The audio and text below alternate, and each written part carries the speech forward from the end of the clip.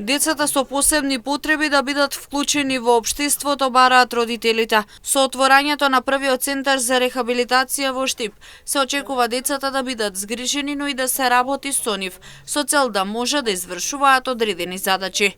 Зоран Мијалков, родител на 2 деца со посебни потреби, вели дека од големо значење би била помошта од, например, пензионирани доктори, наставници, музичари, кои би работеле со децата со попреченост. Многу од децата ќе бидат способени да можат да работат во производство на екоздрава храна.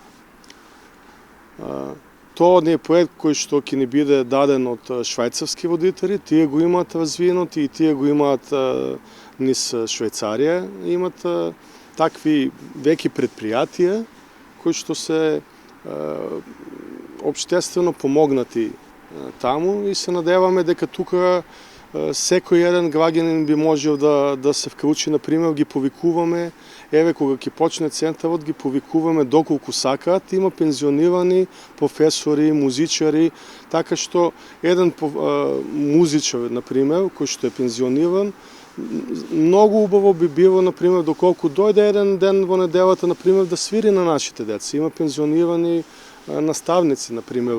Од друга страна и децата ќе имаат можност да вратат за услугите кои ги добиваат. Например, би можеле да пазаруваат за пензионерите, да помогнат во чистењето на градот и слично.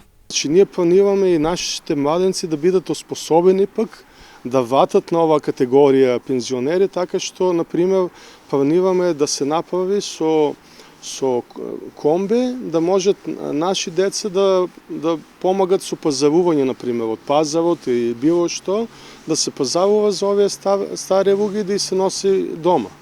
Например, може да се развијат услуги кои што овие деца би ги работели и би биле среќни. Значи, многу е битно активност да има.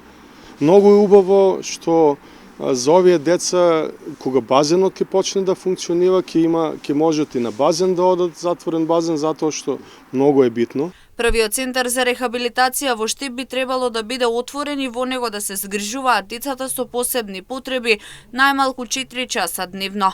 Дополнително во наредниот период ќе се работи на отворање на младински центар во просториите на текстилното училиште, со што ќе им се помогне на децата и на нивните родители.